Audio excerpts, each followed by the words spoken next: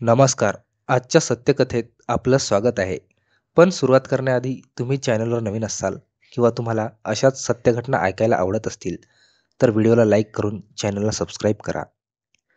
रात्रीची वेळ होती. चंद्र तळपत होता. पण सुकुमा जिल्ह्यातल्या पोलीस कॉलनीत मात्र एक विचित्र शांतता पसरली होती. 5 मार्च 2024च्या रात्री काहीतरी वेगळं घडणार आहे याची जाणीव कोणालाच नव्हती. रायपूरच्या एका सामान्य घरात जुली एकटीच होती. तिचा नवरा शिशुपाल डॉग स्क्वॉडमध्ये कार्यरत असल्यामुळे अनेकदा कामानिमित्त बाहेर असायचा. या रात्री मात्र जुली एका नवीन संकटात सापडणार होती. कथा जुली आणि तिच्या एका अनोळखी मित्राच्या ओळखीतून सुरू झाली, ज्याने तिचं आयुष्य बदलून टाकलं. ही ओळख झाली होती टिकटॉकवर. सुरुवातीला मज्जा वाटणारा हा संवाद हळूहळू धोकादायक वळण घेणार होता. मुंबईहून आलेला राहुल तिला भेटण्यासाठी पोलीस कॉलनीत डिलिव्हरी बॉय म्हणून आला होता. त्यांच्या भेटीची सुरुवात गोड होती, पण नात्यात एक काळा डाग उमटणार होता. या रात्री जुलीने राहुलला बोलावलं होतं. ती गंभीर होती, कारण तिने एक मोठा निर्णय घेतला होता. तिला राहुलसोबतचं नातं कायम करायचं होतं. पण राहुलसाठी हे अशक्य होतं.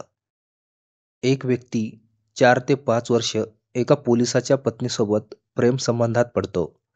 तिच्यासोबत तो मौजमजा करतो आणि एके दिवशी तिचा खून देखील घडवून आणतो. पण त्यानं अशा काही क्राईम स्टोरीज आणि क्राईम पेट्रोल यासारख्या काही वेबसिरीज पाहिलेल्या होत्या. यासारखे काही त्यांनी सिनेमासुद्धा पाहिले होते. यातून त्यांना कळालं होतं की पोलीस जे काही अपराध्यापर्यंत पोहोचतात, हे मोबाईलद्वारे पोहोचतात. जे काही कॉल रेकॉर्डिंग्स असते, जे काही कॉल डिटेल्स असतात किंवा मोबाईलमधलं जे काही लोकेशन असतं, याच्या माध्यमातून पोलीस अपराध्यापर्यंत पोहोचतात. यासाठी त्यानं मोबाईलचा वापर कधीच केलेला नव्हता. तरी देखील तो पोलिसांना सापडला. तर काय आहे हा संपूर्ण प्रकार आणि कुठे घडली ही घटना, हेच आपण या व्हिडिओमध्ये पाहणार आहोत. त्यासाठी हा व्हिडिओ शेवटपर्यंत नक्की पहा. या घटनेची सुरुवात होते मुंबई या शहरामधून. पण त्यापूर्वी आपल्याला छत्तीसगड या राज्यामध्ये जावं लागेल. छत्तीसगड राज्यामध्ये सुकुमा नावाचं एक जिल्हा आहे. या जिल्ह्यामध्ये एक पोलीस कर्मचारी डॉग स्क्वॉड या टीममध्ये कार्यरत होता. जो डॉग हँडलर होता, त्याची पत्नी रायपूर या जिल्ह्यामध्ये एक पोलीस स्टेशन आहे. या पोलीस स्टेशनच्या अंतर्गत पोलीस स्टेशनची एक कॉलनी आहे. या कॉलनीमध्ये एक महिला ब्लॉक नंबर गल्ली 1, 4 या ठिकाणी त्याची पत्नी राहत होती. 5 मार्च 2024 या दिवशी हा जो पोलीस कर्मचारी होता, डॉग हँडलर होता, शिशुपाल ज्याचं नाव होतं, हा व्यक्ती आपल्या पत्नीला वारंवार फोन करत होता. तिच्याशी बोलण्याचा प्रयत्न करत होता. पण त्याची पत्नी फोन उचलत नव्हती. फोन उचलत नसल्यामुळे त्याला थोडीशी चिंता वाटत होती. तो वारंवार तासंदीड तास फोन करत होता, पण त्याची पत्नी आहे ती काही फोन उचलत नव्हती. त्यानंतर त्याला थोडी चिंता वाटली. त्यानं लगेच एका शेजाऱ्याला, ज्या पत्नीच्या शेजारी राहत होता, त्या व्यक्तीला फोन केला की माझ्या घरी जाऊन बघ, माझी पत्नी फोन का उचलत नाही? कुठं बाजारात गेलेली आहे का झोपलेली आहे? नेमकं काय झालं मला काही समजत नाही. त्यासाठी माझ्या पत्नीला थोडंसं एक वेळा माझं बोलणं करून दे. त्यानंतर तो शेजारी व्यक्ती होता, तो शिशुपाल या पोलीस कर्मचाऱ्याच्या घरी जातो. त्याच्या पत्नीला पाहण्याचा प्रयत्न करतो. पण त्याचं जो घर होतं, त्याची खोली होती, त्या घराचा बाहेरून दार बंद होतं. बाहेरून कुलूपसुद्धा लावलेलं होतं. त्यानंतर त्या कर्मचाऱ्यानं, जो कर्मचारी शेजारी होता, त्यानं आत डोकावून पाहण्याचा प्रयत्न केला. खिडकीतून त्यानं आत डोकावून पाहिलं तर घरामध्ये जिकडे पाहावं तिकडं रक्तच पसरलेलं होतं. त्याला ही बाब गंभीर वाटली. त्यानंतर त्यानं लगेच ताबडतोब तिच्या नवऱ्याला फोन करून सांगितलं की तुमच्या घरामध्ये काहीतरी वेगळाच प्रकार आढळून येत आहे. त्यासाठी याची सूचना पोलिसांना दिली पाहिजे. लगेच शिशुपाल या पोलीस कर्मचाऱ्याने पोलिसात एक सूचना दिली आणि त्यानंतर जो शेजारी होता त्याने देखील पोलिसांना याची सूचना दिली. त्यानंतर जे शिव पोलीस कर्मचारी होते, पोलीस टीम घेऊन त्यांच्या घरी आले. महिलेचं नाव होतं जुली. तिच्या घराची पाहणी केली. बाहेरून जे कुलूप लावलेलं होतं, जे लॉक केलेलं होतं, ते तोडण्यात आलं. पोलिसांनी त्याचा व्हिडिओ रेकॉर्ड केला आणि आत प्रवेश केला. आत प्रवेश केला असता घरामध्ये जिकडे पाहावे तिकडे रक्त पसरलेलं होतं. पुढे गेले असता एक महिला अर्धनग्न अवस्थेत मृत अवस्थेत पडलेली होती, जी पूर्णतः रक्ताच्या थारोळ्यात पडलेली होती. तिला पाहिलं असता एखाद्या शस्त्राने तिची हत्या केल्याचं पोलिसांच्या दृष्टीस पडलं. पोलिसांनी त्यानंतर त्या घराची पाहणी केली. जे काही पुरावे पोलिसाच्या हाती लागत होते, ते पोलिसांनी आपल्या ताब्यात घेतले. त्यानंतर जो मृतदेह होता हा ताब्यात घेतला. त्यानंतर पोलिसांनी पीएमसाठी मृतदेह पाठवला. पीएमचा अहवाल आला होता. त्या अहवालात असं आढळून आलं होतं की त्या महिलेवर अगोदर धक्का दिला होता. त्या महिलेच्या डोक्यात त्यामध्ये एक घाव लागला होता. डोक्याला मार लागला होता आणि त्यानंतर महिलेवर धारदार शस्त्रांना हल्ला करण्यात आला. तिच्यावर वार करण्यात आले. त्यानंतर त्या महिलेचा मृत्यू झाला, असं त्या पोस्टमॉर्टमच्या अहवालात पोलिसांना आढळून आलं. पण नेमका हा खून का केला आणि कोणी केला, हा एक खूप मोठा प्रश्न पोलिसांसमोर उभा होता. त्यानंतर पोलिसांनी जे काही महिलेचे कॉल डिटेल्स होते, जो काही CDR होता, पोलिसांनी तपासून पाहिला. जे कोणी तिच्या संपर्कात जेवढेही लोक होते त्यांना पोलिसांनी विचारणा केली, त्यांची चौकशी केली. त्यामधून एकही व्यक्ती असा पोलिसांना सापडला नाही की तो याच्यामध्ये अपराधी असेल किंवा याच्यामध्ये सहभागी असेल. त्यानंतर पोलिसांची शंका तिच्याच नवऱ्यावर म्हणजे शिशुपालवर जात होती, कारण त्या दोघांमध्ये बरेच दिवसापासून थोडासा वादविवाद चालू होता. कारण त्या दोघांनाही मूलबाळ नव्हतं. लग्नाला 12 वर्षे झालेली होती, पण दोघांना अजून मूलबाळ झालेलं नव्हतं. अशामधून दोघा पती पत्नीमध्ये वादविवाद होत चालला होता. पोलिसांना शंका होती की या व्यक्तीनेच ही घटना घडवून आणली असेल, दुसऱ्या कोण्या एखाद्या व्यक्तीच्या सहाय्याने ही घटना घडवून आणली असेल. पण त्यांच्या चौकशीमध्ये तो व्यक्ती तिचा नवरा देखील दोषी आढळून आला नाही. त्यानंतर असेच काही 8 ते 10 दिवस लोटले गेले. गोष्ट आहे 15 मार्च 2024 या दिवशी. छत्तीसगड पोलीस जे होते ते उत्तर प्रदेशकडे आपला मोर्चा वळवतात. त्या ठिकाणी एक भदोई नावाचं शहर आहे, एक जिल्हा आहे. या जिल्ह्यामध्ये एक छोटंसं गाव होतं. त्या गावामध्ये एका व्यक्तीला पोलिसांनी ताब्यात घेतलं. पोलिसांनी ताब्यात घेतल्यानंतर त्या व्यक्तीला छत्तीसगडकडे घेऊन येत होते. घेऊन येत असताना त्या व्यक्तीला थोडंसं आश्चर्य वाटत होतं की पोलीस माझ्यापर्यंत पोहोचले कसे. तो वारंवार पोलिसांना विचारत होता की सर मला एक सांगा की तुम्ही माझ्यापर्यंत पोहोचले कसं काय, तुम्हाला मी सापडलो कसा काय, सापडण्याचं कारण सांगा. छत्तीसगड पोलीस होते ते त्याला म्हणाले, आम्ही तुझ्यापर्यंत कसे पोहोचलो, तुला कसं ताब्यात घेतलं आणि तुला ताब्यात घेण्याचं कारण काय, आमच्यापाशी असा पुरावा काय सापडला की आम्ही तुझ्यापर्यंत पोहोचलो, हे तुला आम्ही नक्की सांगेन. पण या अगोदर तू सांग की त्या महिलेला तू का मारलं आणि याचं कारण काय होतं, हे आम्हाला याचं तू उत्तर दे आणि सविस्तरपणे सांग. त्या व्यक्तीने सांगितलं. त्या व्यक्तीचं नाव राहुल उर्फ जयसिंग असं त्या व्यक्तीचं नाव होतं. राहुल हा जुली हिच्यासोबत त्याची ओळख झाली होती. टिकटॉकच्या माध्यमातून त्याची तिच्यासोबत ओळख झाली होती. एकेकाळी टिकटॉक आपल्या पूर्ण देशामध्ये, जगामध्ये एक प्रकारचं खूप पसरलेलं होतं. घरामधून याच्यावर बरेच काही लोक सक्रिय झाले होते. व्हिडिओ काढणं आणि व्हिडिओ बनवल्यानंतर टिकटॉकवर अपलोड करणं, जिकडे पाहावे तिकडे हे वारं लोकांच्या डोक्यामध्ये भरलेलं होतं. अशामध्ये जिची हत्या झाली त्या महिलेचं नाव जुली. ती देखील टिकटॉकवर सक्रिय होती. ती टिकटॉकवर आपले व्हिडिओ बनवत होती आणि टिकटॉकवर अपलोड करत होती. अशाच प्रकारे जो हा राहुल होता, हा मुंबई या ठिकाणी इलेक्ट्रिशियनचं काम करत होता. एका कंपनीमध्ये तो कार्यरत होता. त्यावेळेस तो देखील टिकटॉकवर सक्रिय होता. गोष्ट होती 4-5 वर्षापूर्वीची. 4-5 वर्षापूर्वीच यांच्यामध्ये जे काही जुलीचे व्हिडिओ होते तो पाहत होता, तिला फॉलो करत होता. तिच्यावर तो तिच्या व्हिडिओला लाईक करत होता.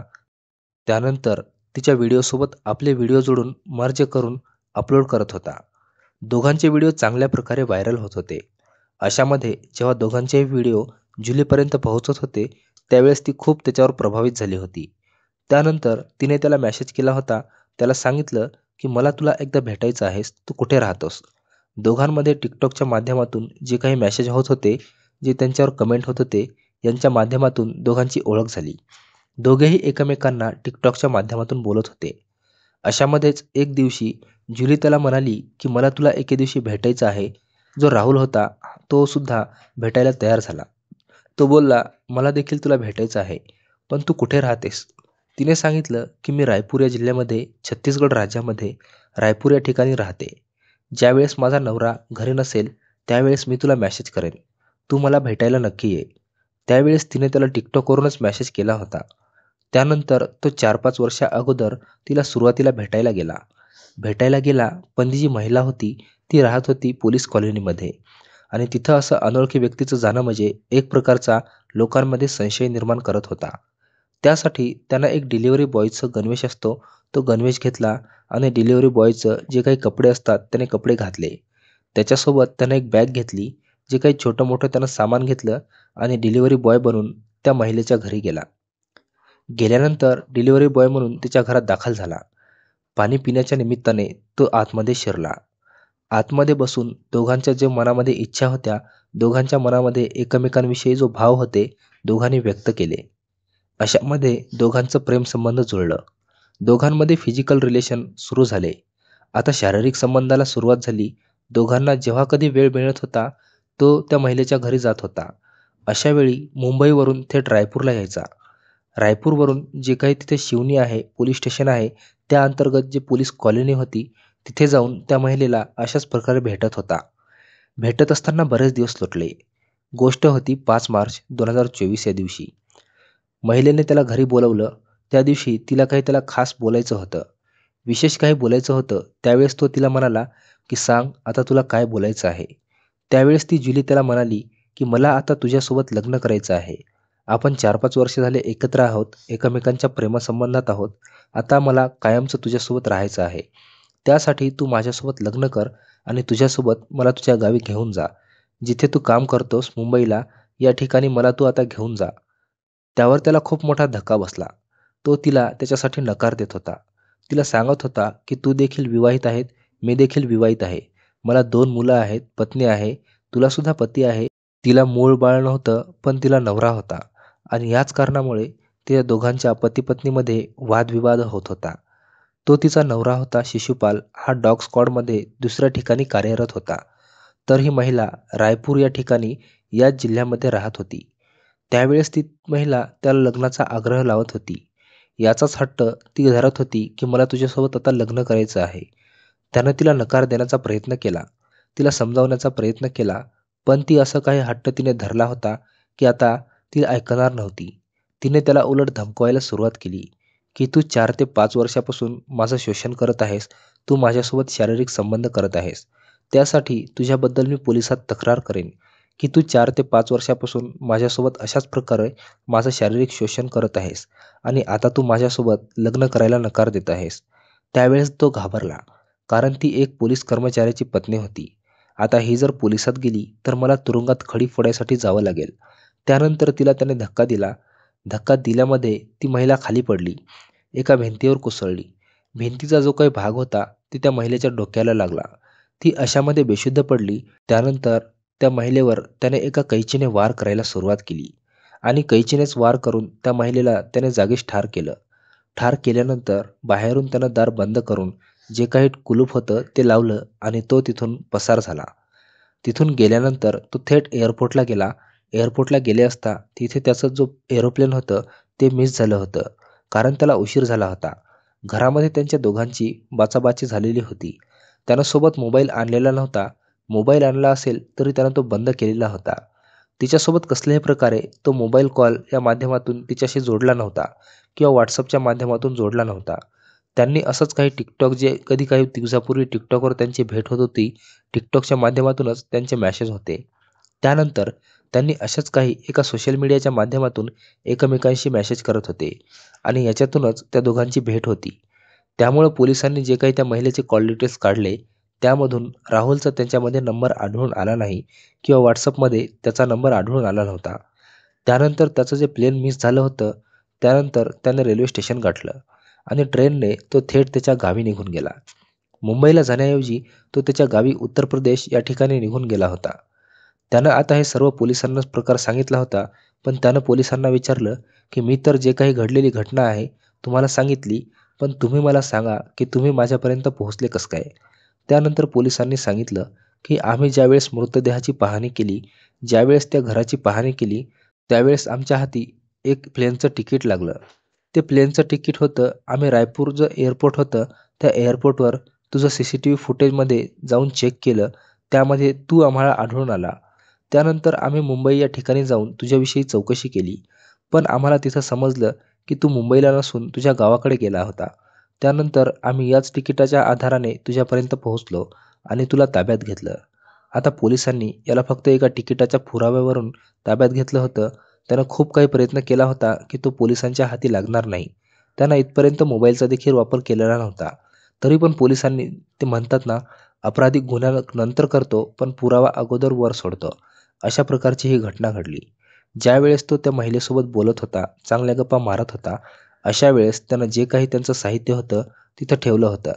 त्यामध्येच जो प्लेनचं तिकीट होतं त्या घरामध्ये तो विसरून गेला होता आणि अशा प्रकारे तिथून पळून गेल्यानं पोलिसांच्या हाती तिकीट लागलं. या तिकिटावरून तो पोलिसांना सापडला. तर मंडळी, ही संपूर्ण घटना तुम्हाला ऐकवण्यामागचा उद्देश कोणाच्याही भावना दुखावणे किंवा कोणालाही बदनाम करणे नसून फक्त तुम्हाला सतर्क करणे हाच आहे. या संपूर्ण घटनेबद्दल तुम्हाला काय वाटते कमेंट सेक्शनमध्ये नक्कीच कळवा आणि जाता जाता व्हिडिओला लाईक आणि चॅनलला सबस्क्राईब करायला विसरू नका. धन्यवाद.